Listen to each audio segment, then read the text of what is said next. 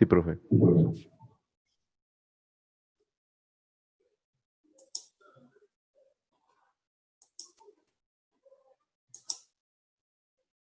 Sí.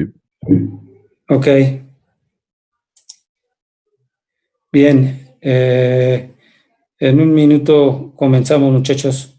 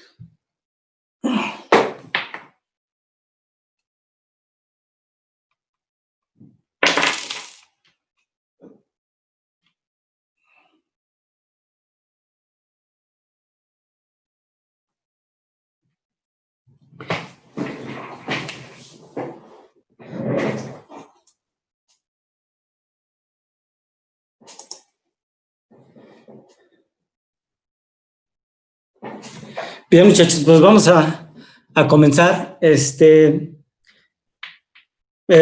Como les mencioné la clase pasada, pues ya definitivamente este es el último tema que tenemos por cubrir, y pues yo esperaría que un máximo en esta y en la siguiente clase termináramos.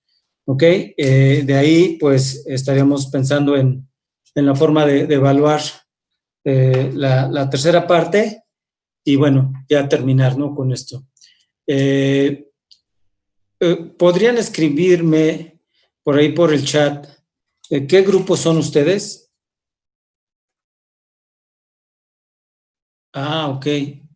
Y entonces se supondría que ustedes serían el noveno, el mismo, o tienen tienen opción, bueno, quizás ahora que se inscriban, no sé si puedan escoger el 11 o el 12. Escribir solo. Ok. Ya no nos da la opción de inscribir. ¿Perdón? O sea que ya no lo escribimos manualmente, sino ya suelto el sistema inscribe las materias. Así pasó con el octavo. Ya. Ok. Bueno. Permítanme.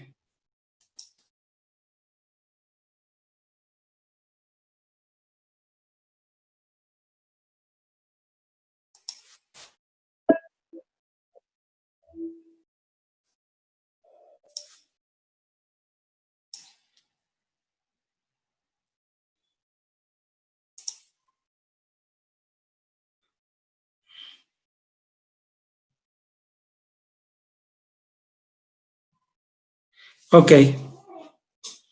Bueno, está bien, no se preocupen, solo era una duda por ahí.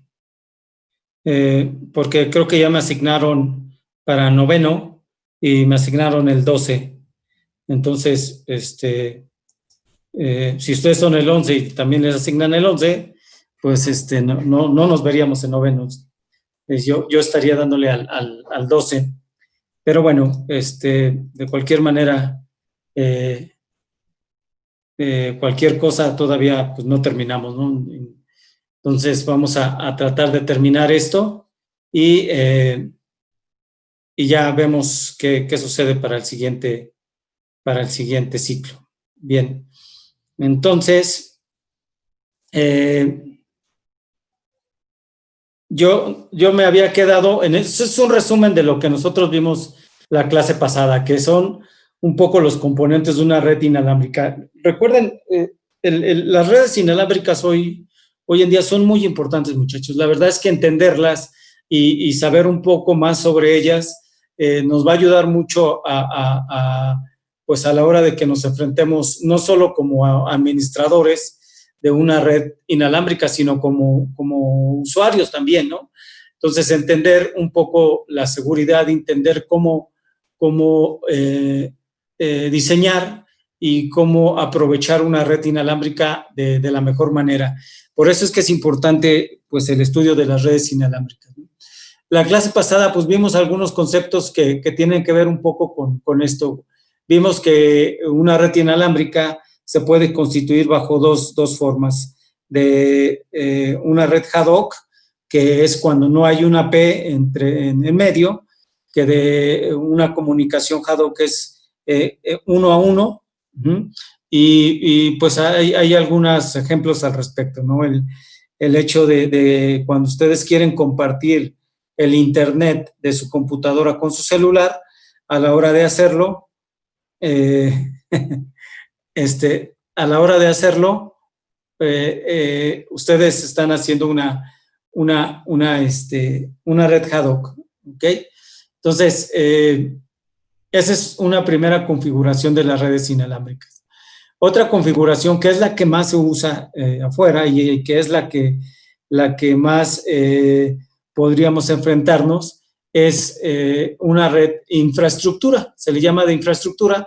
¿Por qué? Porque tenemos una P, un access point, que es un equipo, es un equipo electrónico también que hace la función de conectar de manera inalámbrica a todas las estaciones inalámbricas que hay, ¿no?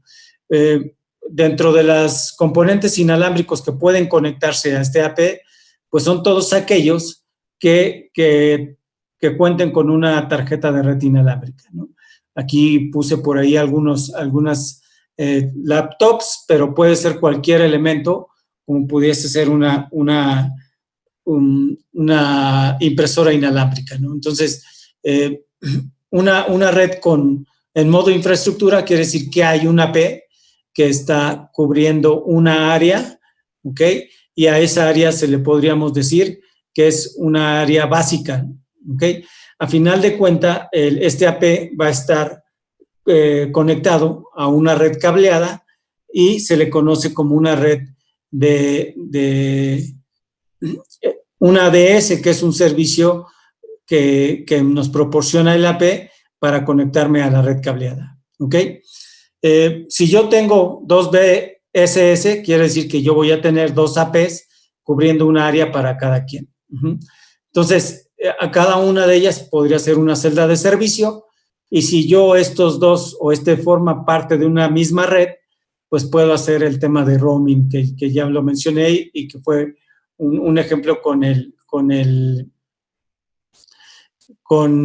tema del celular.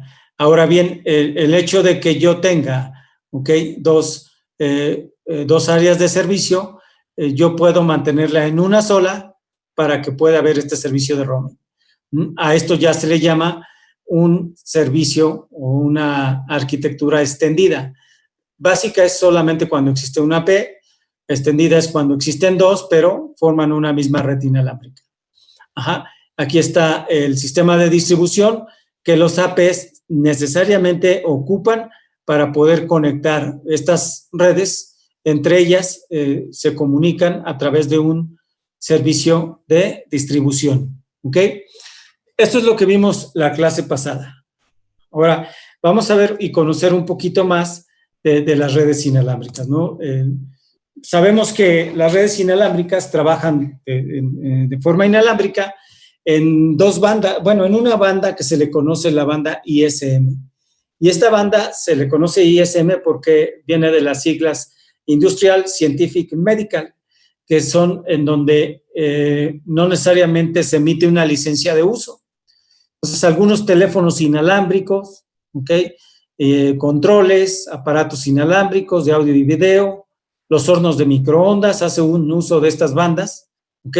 Entonces, gracias a ello, no hay que pedir una licencia al comprar un horno de microondas, porque pues ya trabajan de manera estándar en esta banda que se le conoce ISM.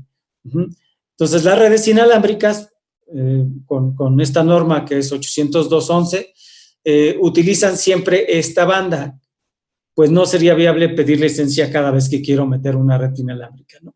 Entonces, la emisión en la banda ISM, aunque no está regulada, sí debe cumplir con unas condiciones muy estrictas en cuanto a la potencia máxima de emisión y el tipo de antena utilizada. ¿Ok? En ese sentido, vamos a ver que las bandas o la banda ISM conforma desde los 902 a los 928 MHz. Su ancho de banda, es decir, el ancho de banda desde los 902 a 900 son 26 MHz. Y se ocupa en América, y el uso en las redes inalámbricas, pues es muy antiguo, ¿ok? La que se ocupa más es la banda de 2.4 y 2.5 GHz, ¿ok? Su ancho de banda, por lo tanto, son 100 MHz. Recuerden, entre más frecuencias yo maneje, mayor es la velocidad de datos, ¿no? El uso de las redes LAN, sí hay un uso con estas normas. Ahorita voy a ahondar un poco más. Y la banda 5725 a 5875, que se le conoce como el orden de gigahertz, de los 5 gigahertz, utiliza un ancho de banda de frecuencia de 150 megahertz. Y aquí hay otras normas. De hecho, hoy en día ya se llegó a usar, a estas normas se le conoce también como norma 5 y norma 6, que es la nueva, la que está apenas saliendo. La norma 6 quiere decir que ya está trabajando en los 6 gigahertz. Pero bueno, todavía no hay un uso comercial importante de la norma 6, apenas están saliendo, ¿no? Pero esas son las tres frecuencias que utilizan las redes inalámbricas de área local. Básicamente es la 2.5, se le conoce como así, 2.5 y los 5 GHz. Ahorita voy a ahondar un poquito más al respecto de estas dos bandas, ¿no? Bien, entonces la banda de 2.4 GHz es la más utilizada. Se le conoce, como ya dijimos, la banda ISM, y la utilizan muchas redes inalámbricas que bajo la norma 802.11, y además teléfonos inalámbricos, mandos a distancia, aparatos inalámbricos de audio y video, etiquetas de radiofrecuencia, hornos de microondas. Esto causa interferencias con relativa frecuencia. Este es el de 2.4. Ahora bien, existe también la banda de 5 GHz, conocido como Wi-Fi 5. Les mencionaba yo, hoy en día ya se habla de la Wi-Fi 6. Cuando yo hablo de la Wi-Fi 5, la banda que está trabajando son 5 GHz y permite canales de un mayor ancho de banda, y además no existen en otras tecnologías. Es decir, el Bluetooth, las microondas, las que te mencionamos acá, no trabajan en 5 GHz. Incluso hay celulares muy viejitos que solo trabajan en esta banda de frecuencia. Entonces, cuando ya tenemos nuevas redes inalámbricas trabajando en 5 GHz y solo en 5 GHz, no trabajan, porque hay redes que pueden trabajar en ambos. Pero si solamente mi red inalámbrica que yo puse trabajo en 5 GHz, mi teléfono celular viejito que trabajaba en 2.4 no se va a poder conectar. ¿Ok? ¿Por qué? Porque esta es una red inalámbrica que trabaja a 5 GHz. ¿Qué ventajas tiene tener una red con 5 GHz? Pues ya vimos, ¿no?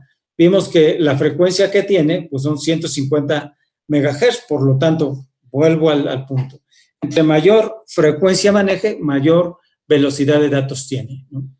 Entonces, como no la utilizan otras tecnologías, Por eso es que hay muy poca interferencia en este tipo de redes de 5 gigas. ¿Ah? Sin embargo, la utilización de esta banda también tiene desventajas con respecto a esto. Restringe el uso de equipos a únicamente con punto de visión directa. Quiere decir que su longitud de onda es un poco más pequeña y tiene que haber una línea de vista, como lo que es las microondas, para que se pueda dar esta comunicación. En 2.4 no necesariamente, ¿ok? Los equipos que están conectados en una red inalámbrica que trabaja 2.4 no necesariamente tiene que haber línea de vista entre el AP y el equipo que se está conectando. Sin embargo, ¿por qué? Porque el ancho de banda, el rango de la longitud de onda de estas ondas que trabajan en 2.4 son mucho más grandes y atraviesan mejor los cuerpos opacos. Sin embargo, cuando yo trabajo en 5 GHz, los APs y las computadoras cliente que se conectan sí tienen que tener mayor línea de vista. ¿Ok? Entonces, por lo tanto, hace necesario que yo tenga un mayor número de access point. Entonces, adicionalmente, los equipos que trabajaban a 5 gigas no pueden penetrar tan lejos como los que trabajan en 2.4. Entonces, las que trabajan en 5 se absorben con mayor frecuencia y les decía yo, tienen una longitud de onda muy pequeña y con mayor facilidad para ser absorbida por el obstáculo. Pero si ahorita nosotros vemos que las redes inalámbricas que actualmente se están colocando trabajan en 5 GHz, ¿ok? A pesar de estas desventajas que tenga. Bien. Algunas redes inalámbricas trabajan en los dos, es decir, los dos, el AP se configura, ¿no? Se configura para que pueda trabajar en los dos rangos de frecuencias, pero son dos redes inalámbricas totalmente diferentes.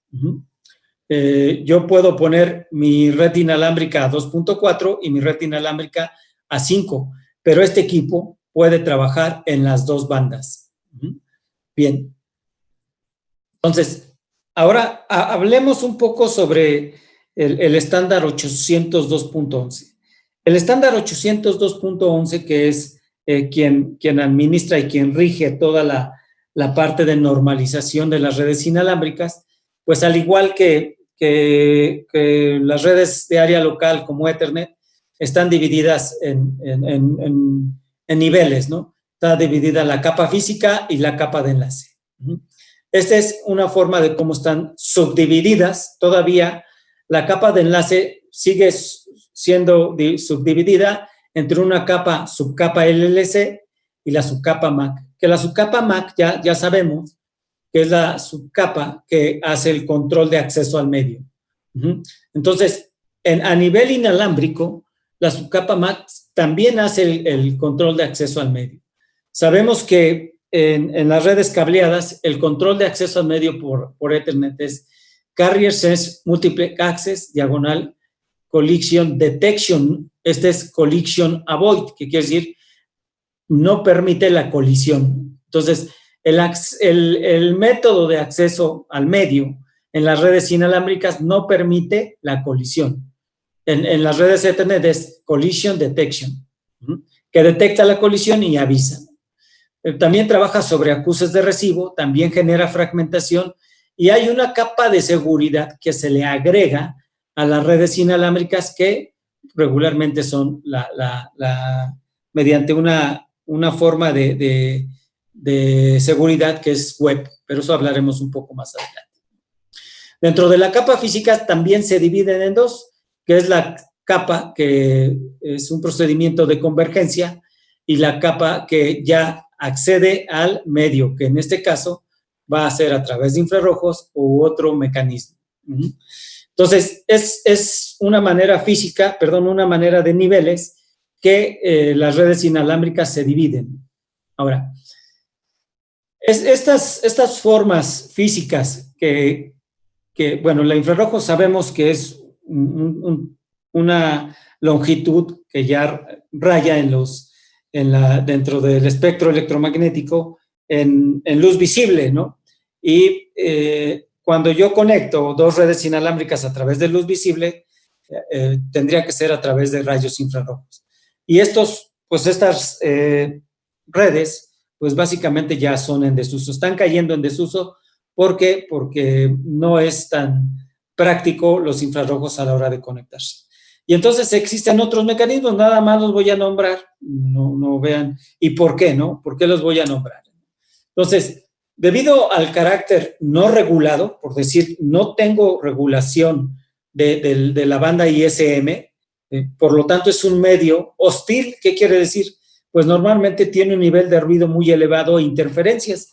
¿Por qué? Porque puede haber ahí otras redes inalámbricas, porque puede estar ahí usando mi mouse, porque el control de la tele, porque el microondas, por un sinfín de equipos que trabajan de manera inalámbrica, pues hay un nivel de ruido elevado en estas redes, ¿no?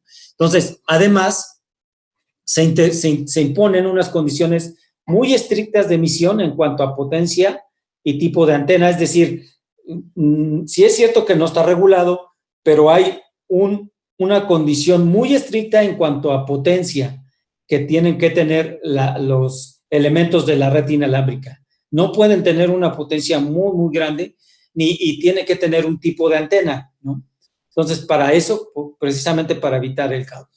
Entonces, para superar estos inconvenientes, lo mejor posible se utilizan técnicas de espectro expandido o espectro ensanchado, que se emplean de dos tipos, por salto de frecuencia y por secuencia directa. Ajá. Las ventajas del espectro ensanchado incluye la reducción de ruido, que es los problemas que presenta esta banda, la reducción de ruido, la seguridad y la resistencia a interferencias e intercepciones. Es decir, ¿cómo trabaja esto? Si yo mandara mi comunicación con la frecuencia que se maneja en ISM, sin hacer técnica de espectro ensanchado, iba yo a tener muchos problemas a la hora de comunicarme. ¿Por qué? Porque imaginemos, bueno, este es un poco el modelo de referencia, pero imaginemos, esta es la forma en que suele ser bastante alta y estrecha, lo que indica que hay una gran cantidad de energía transmitida y se concentra en un rango relativamente pequeño de frecuencias. Es decir, este es mi rango de frecuencias, aquí donde dice frecuencias, pensemos que es mi rango que utiliza la banda ISM. Y entonces, cuando yo mando una comunicación inalámbrica en esta frecuencia, pues con una cierta potencia, a pesar de que este es el rango que yo puedo mandar, pues toda la energía se concentra en un rango relativamente pequeño de frecuencias. Cuando yo mando la potencia, pum, pues se hace esto. Y esta es muy susceptible a las interferencias. Entonces, antes se aplica una técnica para que esto no pase. Okay, con la misma, como dice aquí, con la misma potencia, porque no puedo mandar más potencia, se cambia un circuito de radiofrecuencia de modo que genera una señal cuya potencia transmitida se extienda en un rango más amplio de frecuencias. Estas señales se le describen como espectro extendido, es decir, con la misma potencia, pero ya no se va a concentrar todo en un rango pequeño de frecuencias, sino vean, desde aquí ya se concentran. Si bien es cierto, esto me genera un mejor desempeño de mi red inalámbrica, aunado a que con esto reduzco el ruido y con esto reduzco mucho los problemas que se presentan en este rango de frecuencias que ya los mencioné, ¿no? A eso se le conoce como espectro ensanchado y es una característica que mejora el hecho de que yo salgo con una potencia, pero si lo mando sin espectro ensanchado, pues solamente me concentra en un rango de frecuencias muy bajas. Pero si lo mando con un circuito que me hace ensanchado, pues bueno, ya mejora mi comunicación. Bien. Entonces, hay dos formas de ensancharlos y dos, digamos, sí, dos maneras de ensanchar el espectro de frecuencia. Uno que se le conoce como por salto de frecuencia, que este es inventado por una actriz que también era ingeniera, así se llama, Heidi Lamar, en 1941, como sistema de radio para guiar misiles de los aliados contra Hitler. O sea, este sistema ya tiene mucho tiempo, ¿no? El emisor y el receptor van cambiando continuamente de frecuencias, siguiendo una secuencia previamente acordada. Entonces, para emitir se emplea un canal estrecho de 1 MHz y se concentra en él toda la energía. Por lo tanto, hay 79 canales y se cambian varias veces por segundo. Es decir, puede haber diferentes emisiones simultáneas utilizando distintas secuencias, usando la misma pero no sincronizadas. Esta es la forma de cómo trabaja Bluetooth. ¿Ok? Bien, vamos a ver nada más de manera rápida. Entonces, mi canal, que va desde los 2.4 a los 2.8, el que trabaja en 2.5 gigas, lo voy a dividir en canales, todos. ¿De cuánto es ese ancho de banda del canal? De 1 gigahertz, de 1 megahertz. Entonces, yo lo voy a dividir en 79. Entonces, para evitar la interferencia que genera esta banda, pues se acuerda con el emisor y el receptor una secuencia de transmisión para que la transmisión vaya saltando entre canales, como este ejemplo. Es decir, cuando yo mando una información de manera inalámbrica utilizando esta forma de ampliar o de extender el ancho de banda mediante saltos, pues la comunicación va saltando de frecuencias. Nunca es la misma, ¿ok? Eso también tiene que ver un poco con la seguridad, ¿no? Para que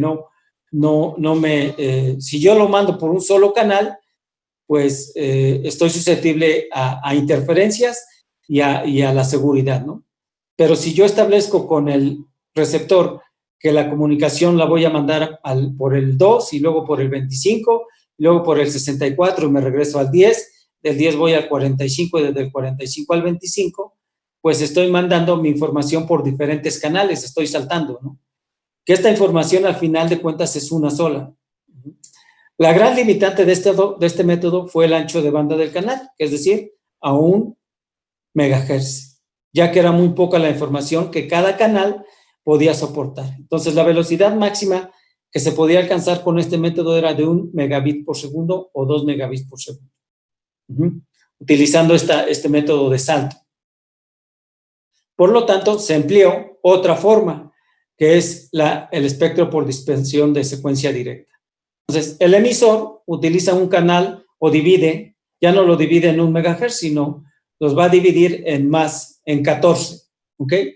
Y entonces puede haber diferentes emisiones simultáneas si se utilizan diferentes no solapados, de manera tal que cada ancho de banda que estoy dividiendo ahora no lo divido en 1 megahertz, perdón, lo divido en 22 megahertz. Entonces, cada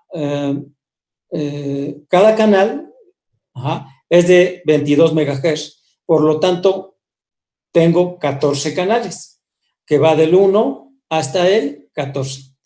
Pero como pueden darse cuenta, casi todos los canales se traslapan, menos el canal 1, ni el canal 6, ni el canal 11. Por eso es que estos canales, el 1, el 6 y el 11, cuando trabajo mis redes inalámbricas con este mecanismo del espectro disperso por secuencia directa, son muy importantes a la hora de configurar mis redes inalámbricas. Es decir, mis APs, puede ser que yo lo configure en el canal 1, 6 u 11, o cualquiera de estos, pero ustedes ya saben que el canal 1, 6 y 11 no tienen ninguna solapación, por eso es que es mejor mandar por estos canales. Bien, esas son las dos formas. Bueno, aquí está el reparto de canales. Cada canal es, en el caso del 1, el 6 y el 11, están divididos entre 5 megahertz. Por eso, en Europa, los canales que se utilizan es el 1, el 7 y el 13. Y en México se utiliza el 1, 6 y el 11 como canales en los cuales no tienen solapación. Todos los demás sí. Y los puedo usar, sí, pero pueden estar solapados. Es decir, puedo recurrir a que tenga yo mayores interferencias con esto. El 1, el 6 y el 11 no. Son canales cuando yo trabajo con este espectro de ensanchamiento de mi frecuencia.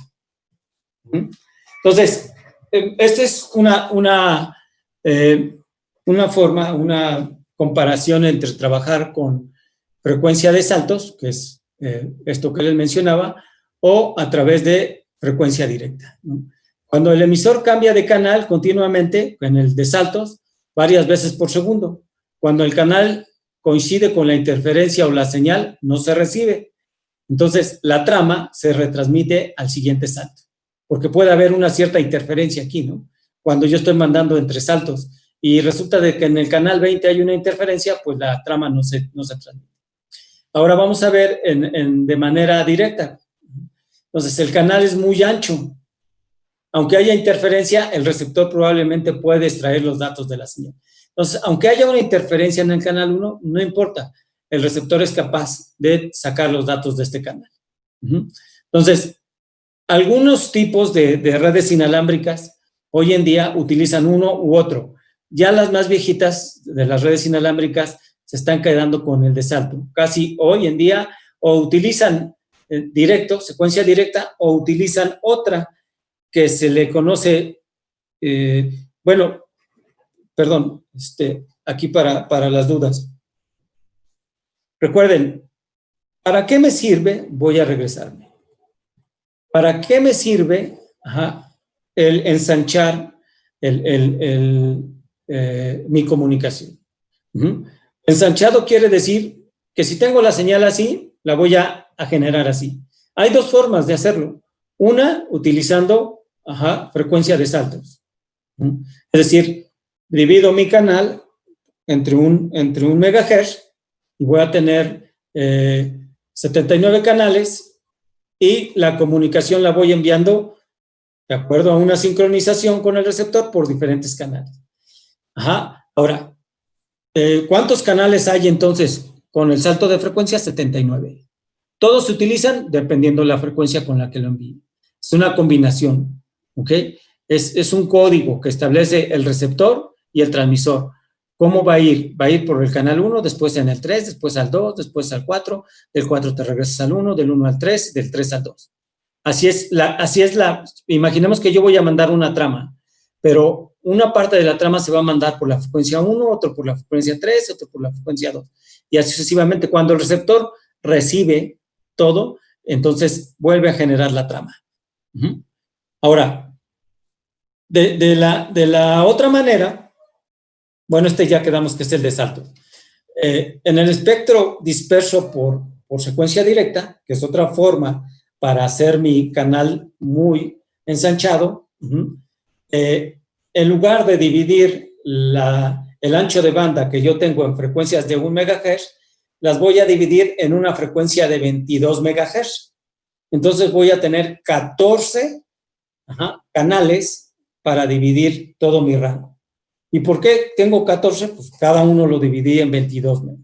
Entonces, pero esta forma de dividir se van solapando, es decir, algunas frecuencias caen dentro del otro canal, ¿no? Los únicos que no caen dentro del mismo canal es el canal 1, el canal 6 y el canal 11. Esos, pues el canal 14 ya se sale, ¿ok?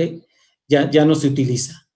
Entonces, el canal 1, el 6 y el 11 son los canales que más se usan cuando yo estoy trabajando con esta forma de dispersión de mi señal.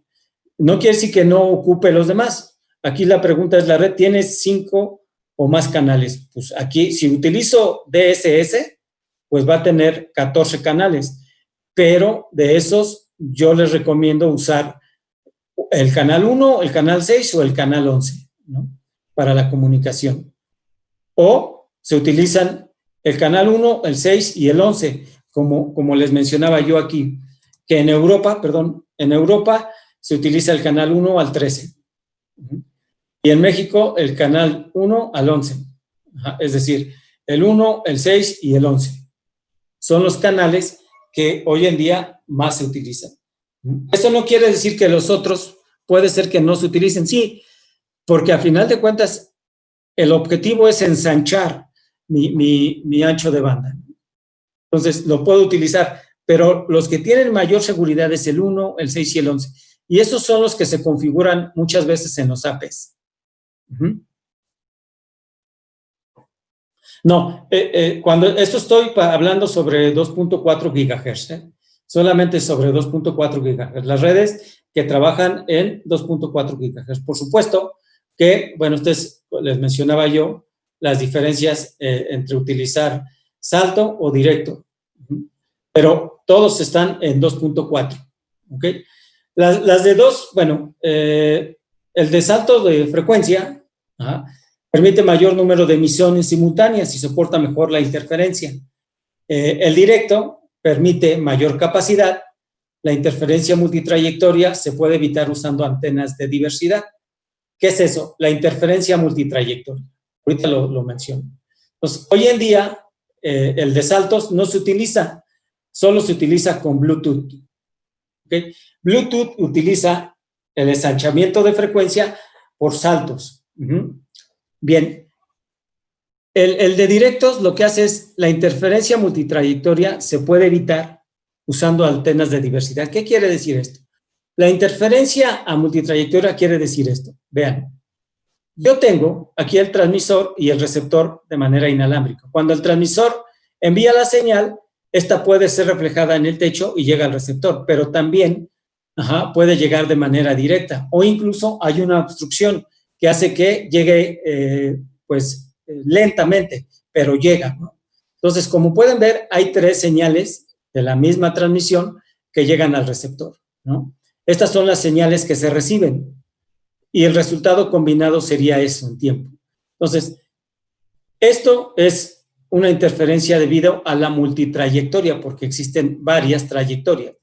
Entonces, se produce debido a diferencias de tiempo entre la señal que llega y la que refleja los obstáculos. Entonces, la señal puede llegar a anularse por completo si el retraso de la onda reflejada coincide justamente con la longitud de onda. En este caso, un leve movimiento de la antena suele resolver el problema. Para evitar, hoy en día se utilizan antenas de diversidad en DSS, ¿ok? Quiere decir que estas son las famosas antenas de diversidad, aquellas que se pueden mover. Hay APs que no traen antenas, ¿ok? Pero esa es otra característica. Hay APs que traen antenas, esas antenas se les conoce antenas de diversidad. ¿Y para qué me sirven? Pues precisamente para resolver el tema de la multitrayectoria. Entonces, este tipo de APs se utilizan para la interferencia de la multitrayectoria. El proceso es el siguiente: el equipo recibe la señal por 2 antenas y compara eligiendo cuál es la de mejor calidad. Entonces, por lo tanto, se genera y se establece la mejor y esa es la que se utiliza. Entonces, si la emisión falla y no se recibe un acuse, cambia la otra antena y reintenta. Las 2 antenas cubren la misma zona. Estas antenas, insisto, se les conoce antenas de multitrayectoria. ¿Y para qué me sirven? Para la interferencia, precisamente, de multitrayectoria. Antenas de diversidad, perdón. Bien, y solamente, insisto, trabajando en 2.4 GHz. ¿Ok?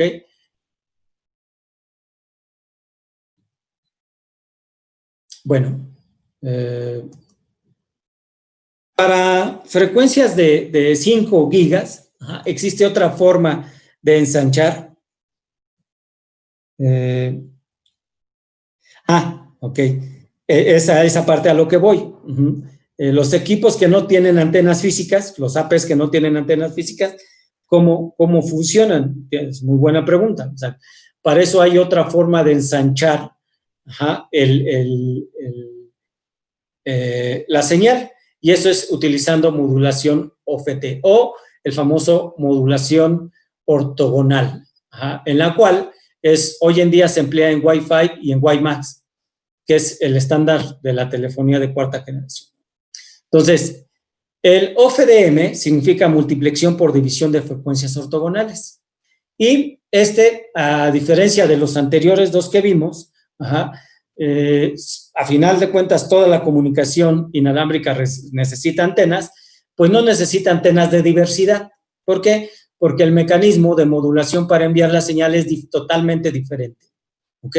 Y como es para 5E, regularmente la modulación OFDM, pues lo que se hace en OFDM es que hay línea de vista, y eso lo mencioné al principio de la clase. Les dije que cuando yo trabajo en 5E, pues casi trabajo como microondas, en donde tiene que haber una línea de vista. Entonces, cuando hay una línea de vista, la comunicación es OFDM y se elimina precisamente el fenómeno de la recepción multitrayectoria. Se elimina, no quiere decir que no se presente, ¿no? Puede ser que se siga presentando, pero con este tipo de modulación, pues ya se elige la mejor señal que se recibe, porque hay línea de vista. ¿Ok? Entonces, pues esta es la forma de cómo se utiliza OFDM, que es utilizando también multiplexión por frecuencias ortogonales. Todo esto es un tema, todo esto es un tema un poquito más allá del alcance del curso, de ver cómo es la modulación OFDM, el de saltos y el directo. Solo les tengo que decir que estas son formas de mejorar la comunicación inalámbrica para evitar precisamente las interferencias con otros equipos que trabajan en la misma rango de frecuencias. ¿Cuál es la mejor? Pues dependiendo la frecuencia que esté trabajando. Si es a 2.5, a 2.4, perdón, o a 5 GHz. Si es a 2.4, pues la mejor es DSS, que es la directa. Y las redes que trabajan en esa frecuencia utilizan DSS.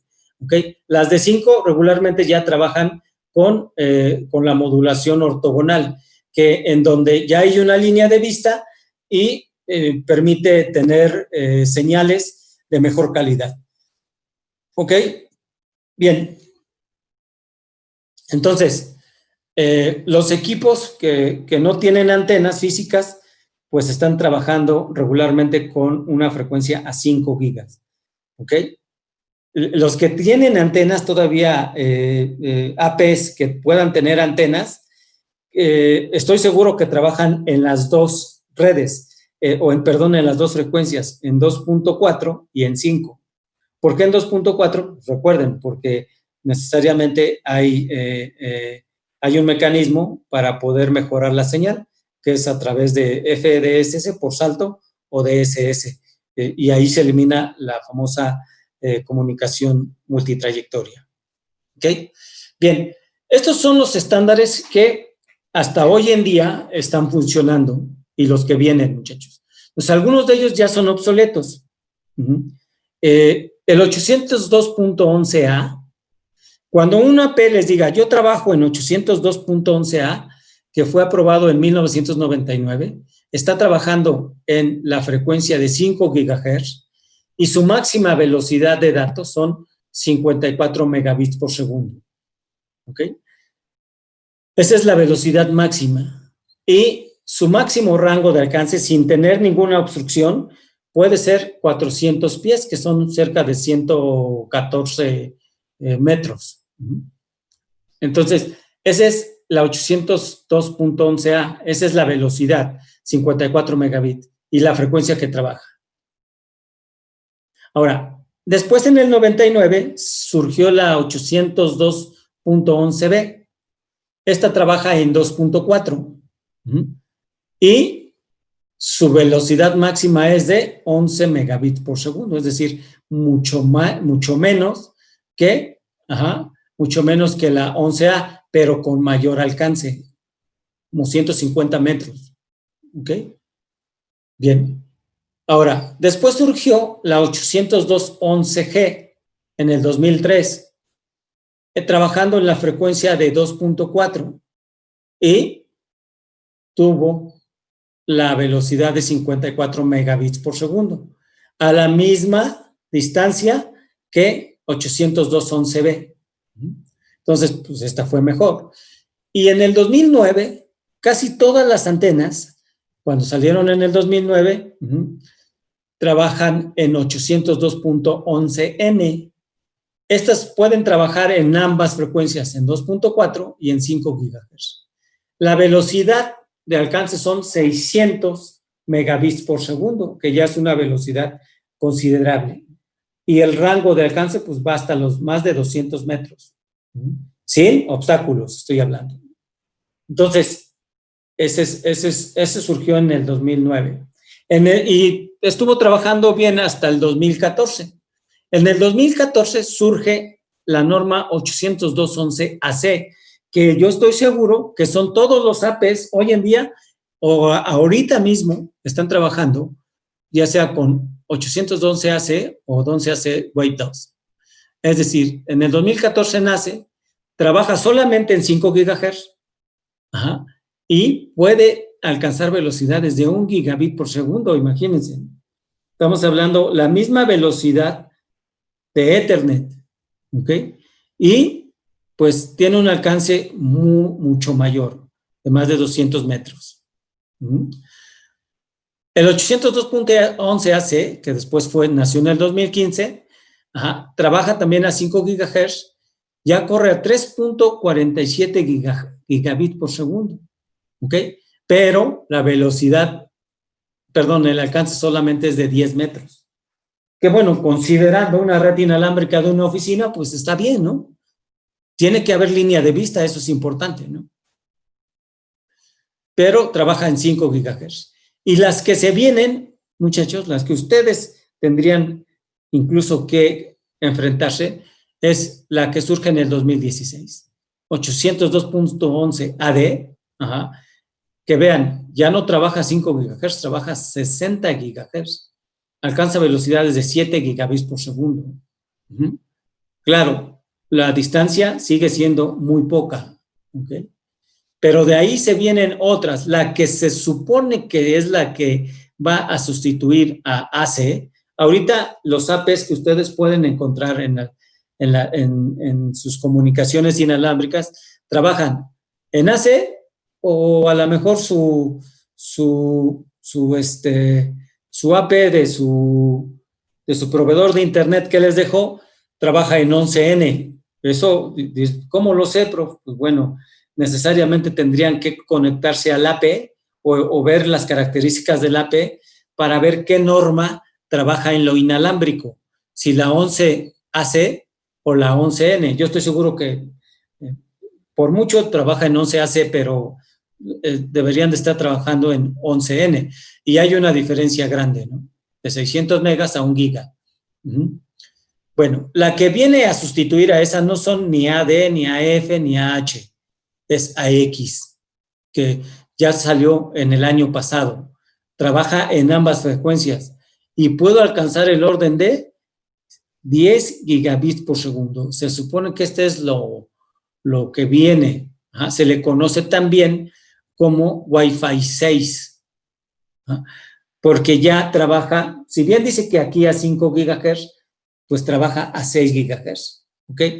Las otras, el AY y el AZ, se supone que el AZ viene en el 2021, pero son más para las comunicaciones a nivel celular.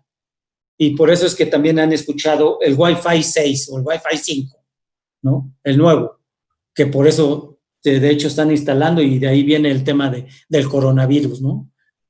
¿Ok? Que también es el Wi-Fi 5. Bueno, nada que ver. Estas son otras formas utilizando un rango de frecuencias de 60 GHz. Pero en las redes de área local, la que viene a sustituir a AC sería 11AX, ¿ok? Que se le conoce como Wi-Fi 5. Wi-Fi 6. Y puede alcanzar velocidades del orden de 10 gigabits por segundo. Y un rango de alcance de pues ya considerable, ¿eh? O sea, ya estaríamos hablando del orden de 800, 600 metros, ¿no? Entonces, ustedes tienen siempre que considerar en un diseño de una red inalámbrica la mejor norma que haya en el mercado.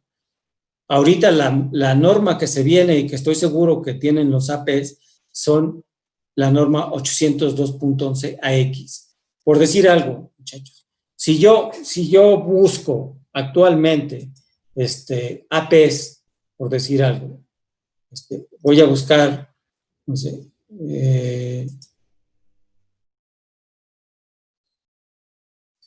voy a buscar en Google ahorita APs. APs hay diferentes marcas. Vamos a buscar el APs de Ruckus. Es una marca, Ruckus. Entonces, vean, este Access Point, bueno, ya es de la marca Dell Ruckus, supongo que Dell ya compró. Ese Access Point del Ruckus, 1200 megabits por segundo. Es decir, aquí están las características. Dentro de las características, la velocidad de transferencia es a 1 gigabit, ¿no? Sí, a 1 gigabit. Entonces, estamos pensando que sigue trabajando en la norma 802.11a y AC, ¿ok? No tiene la nueva todavía. No tiene la N y ya, los otros no son normas para otra cosa, estas, ¿no? Pero la 802.11 AC, ya mencionamos qué velocidad, 11B, 11G, 11N y 11A, es decir, trabaja con las anteriores, ¿no? Pero ¿cuál es la nueva? ¿Cuál es la nueva que quedamos aquí? La nueva es AX. Entonces, hoy en día los APs, ¿ahí dónde está?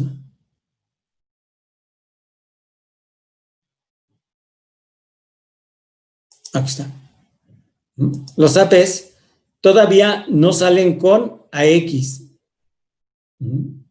Entonces, si yo busco otro AP, pensemos ahora AP de Aerohide. Estos son los APs de Aerohide. El más caro, uno de 23,000 pesos, vean. Este es Cisco Meraki, perdón, ¿no? Es dual quiere decir que trabaja en la norma 2.4 y 5 GHz, ¿ok? Lógicamente tiene la conectividad para su red de distribución. Estamos hablando de que las normas con las cuales trabaja, pues aquí debe de decirnos, ¿no? No nos dice las características de la norma. Pero estoy seguro que todavía no trabajan con la nueva norma, 100 y 1000. Esa es la velocidad. No es la velocidad de datos de Ethernet, pero la velocidad de datos pues se supone que es la que nos da acá. ¿Ok? No creo que todavía existan o todavía haya APs que trabajen con la nueva norma. Bien. Dentro de los AP, muchachos, los APs, vean, estos sin duda que es un tema, se le conoce como estos APs que tienen MIMO, que quiere decir múltiples entradas, múltiples salidas. Esto lo vamos a ver más adelante. Pero al igual que los switches, los APs, muchachos, en el concepto de la comunicación inalámbrica, viene siendo lo que son los switches. Y cuando nosotros estudiamos los switches, vimos que los switches tienen muchas características, igual los APs. ¿Okay? Igual los APs, si yo solamente quiero un AP que me conecte de manera inalámbrica y que me deje salir por mi red cableada, pues es lo que voy a tener. Y entonces existen APs que puedo comprar en el mercado que valen hasta 300 pesos. Voy aquí a Steren o a la otra tienda, y ahí hay APs que cuestan 300 pesos. Pero lógicamente no van a ser un AP muy sofisticado, ¿no? Primero, no me va a soportar tantos usuarios conectados al mismo tiempo, ¿no? Entonces, si nosotros ponemos o hacemos un símil los APs con los switches, podríamos decir que un AP también es para una cantidad de usuarios, así como los switches tienen una cantidad de puertos, los APs también son para una cantidad de usuarios. Un AP es como el que les mostré, de muy caro, pues sin duda que es un AP como para que pueda soportar, no sé, más de 100 usuarios, corriendo velocidades de las que nos ofrecen los APs, ¿no? Entonces, al igual, como les vuelvo a mencionar, que los switches, existe una gama muy grande de marcas de APs. ¿Cuáles son los mejores? Todos tienen sus características, como en los switches. Todos tienen características importantes que nosotros tenemos que revisar cuando estamos diseñando una red inalámbrica. Por supuesto, el precio tiene que ver. Ajá. El precio tiene que ver, digo, si yo voy a hacer una red inalámbrica con puros AP Linksys, pues bueno, estoy limitado a que cuando existan una cantidad importante de usuarios, mi red se va a caer, ¿ok? A lo mejor con 3 usuarios, pues me puede soportar mi red Linksys, ¿ok?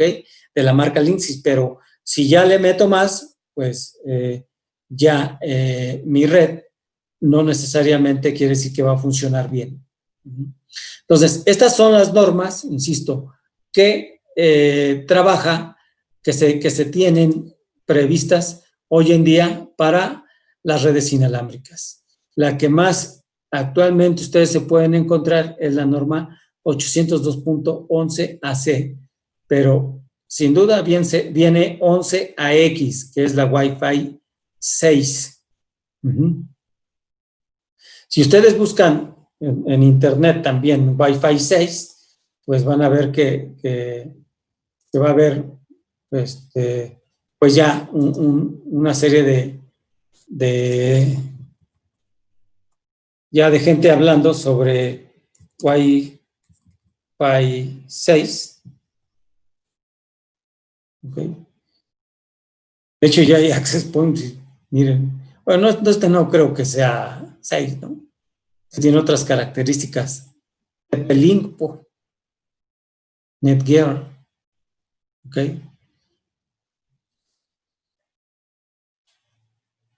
Bueno, este es para redes celulares, ¿no?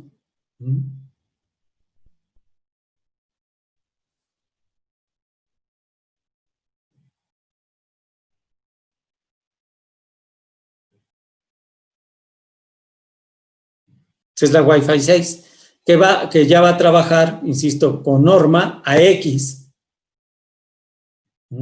Bueno, es lo mismo, ¿eh? Aquí dice, ¿por qué Wi-Fi 6 y no Wi-Fi AX? Pues bueno, la norma es AX. Sin duda que necesariamente los estándares o las compañías tendrán que acatarla y llamarla Wi-Fi 6, ¿ok? Pero la norma Wi-Fi 6 también corre a la misma velocidad, ajá, de Wi-Fi AX, que son 10 gigabits por segundo.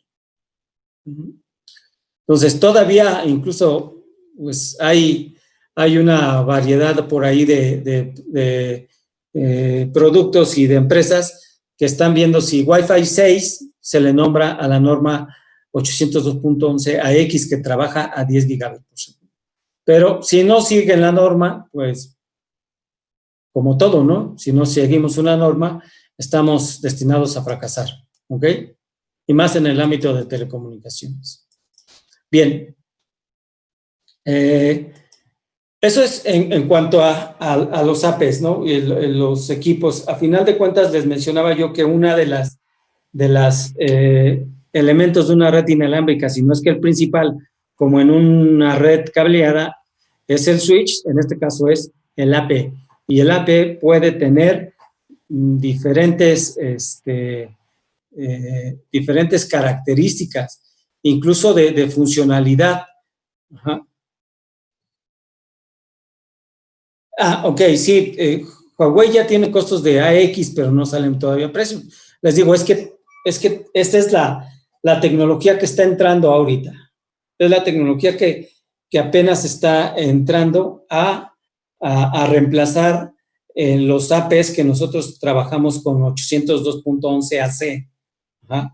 Y bueno, por el momento, también debemos de dejar un poco que se madure el mercado. Yo no les recomendaría ahorita luego ir a comprar un 802.11 AX, porque si resulta que después el estándar si es 802.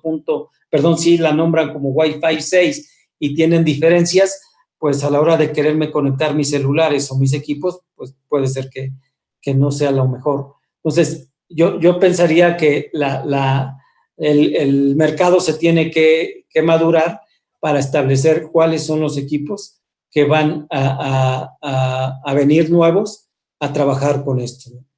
Nosotros tendríamos que esperarnos un poco para comprar nuestros APs, ya sea AX o si se va a llamar Wi-Fi 6, porque ahorita hay una pequeña diferencia que tiene que ver con los proveedores, con la parte de los fabricantes de las marcas. A final de cuentas, yo creo que van a adoptar eso. Wi-Fi 6 es lo mismo que 802.11ax, pero nosotros no tendríamos que esperar. ¿Ok? Entonces, de esa manera, pero sí tener claro que hoy en día ya se está trabajando con eso. Y bueno, también mencionarles que aun cuando haya otras tecnologías nuevas que van saliendo, no necesariamente a veces tenemos que creer en estas nuevas tecnologías. Yo creo que ustedes escucharon por ahí algún tiempo que lo que venía a reemplazar al famoso Wi-Fi era Li-Fi, que es la comunicación por luz. En lugar de tener APs, bueno, tendríamos que tener APs de luz y nuestras computadoras, pues en lugar de tener una antena inalámbrica que produzca ondas electromagnéticas, que produzca ahora ondas de luz y que haya una línea de vista con el AP de luz para que pueda soportar una cantidad de información muy grande. Pues eso se dijo que iba a reemplazar Li-Fi, que así se le conoce, redes Li-Fi, iban a reemplazar al famoso Wi-Fi, ¿no? Pero pues hoy en día, es más, ya no se oye hablar mucho precisamente de Li-Fi, ¿no? No sé si ustedes en algún momento, ajá,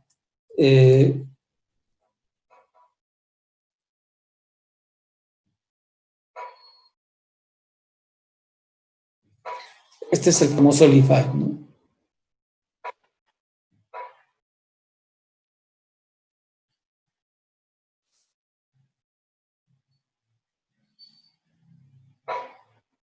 Les digo, aquí pues les habla que ya viene el Li-Fi, ¿no? Pero pues no, la verdad es que no creo, ¿no? No creo que el Li-Fi venga a reemplazar a Wi-Fi, que es el tema de ondas electromagnéticas y ondas de luz, ¿no? Y al igual que a lo mejor aquí nos hablan de una tecnología que en el 2021 venga, que es AZ, pero puede ser que al igual que AD, pues no se tome en cuenta y que en realidad 802.11ax, que es la que viene, sea la tecnología muy madura que nos pueda soportar, pues si lo vemos así, del 2014 al 2020, ajá, pues 6 años. Hoy en día las tecnologías, tanto de telecomunicaciones como de otras cosas, pues nos andan durando entre 5 y 6 años, ¿no? Pero bueno, podríamos tener una red buena todavía que nos dure 10 años, una red inalámbrica, con infraestructura inalámbrica, ¿no? Entonces, eso es lo que se viene, pero tampoco a veces hay que creer mucho en toda esta parte, muchachos. ¿Ok? Bien.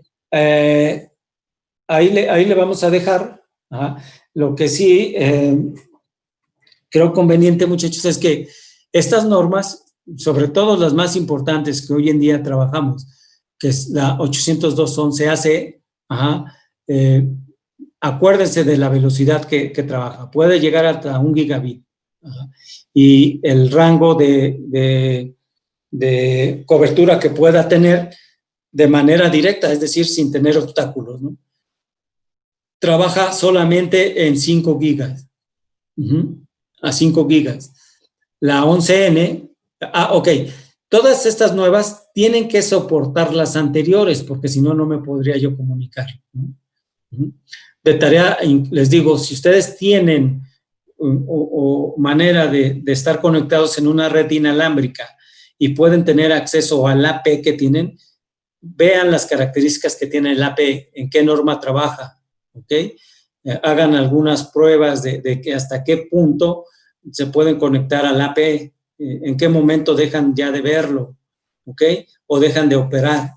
Sí es cierto que la distancia que les menciono aquí es una distancia teórica, pero en la práctica tiene que ver con muchas otras cosas, con las paredes de mi casa, con una serie de cosas.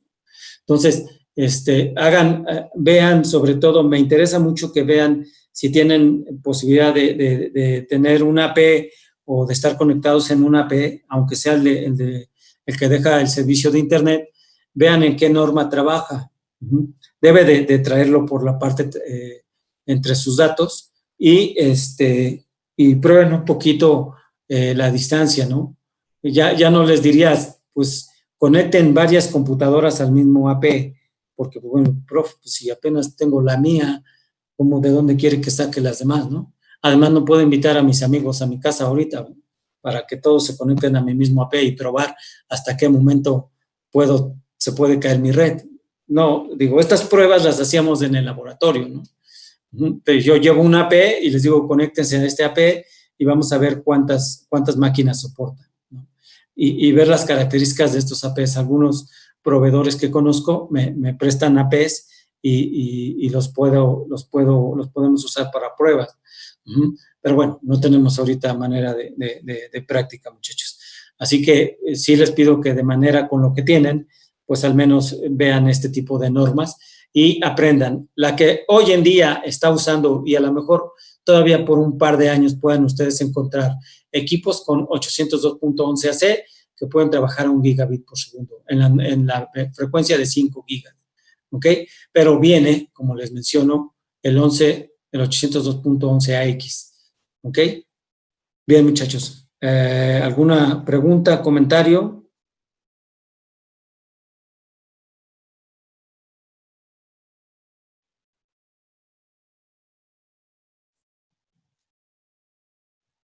No, profe, yo, por ejemplo, en el caso de los APs, si no tiene ahorita fijándome en mi modem información de la que usted dice para ver en qué tipo de norma trabaja, ¿cómo puedo acceder entonces a la información del modem?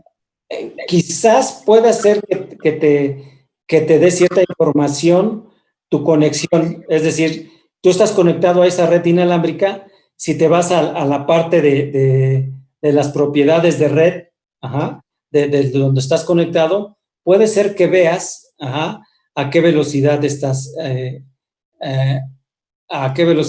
conectado de tu máquina al AP. Ok, profe. O incluso sí, si lo buscas el modelo de AP que tienes, en Google, si ves que, no sé, sea un Huawei, no sé, 2HWSK, y lo buscas en Google, ahí viene el manual y te va a decir qué normas trabaja. Cierto, tiene mucha razón, profe. Gracias. Sí. Ok. Entonces, sí pueden buscar el manual. Okay. Bien, ¿alguna otra duda, pregunta?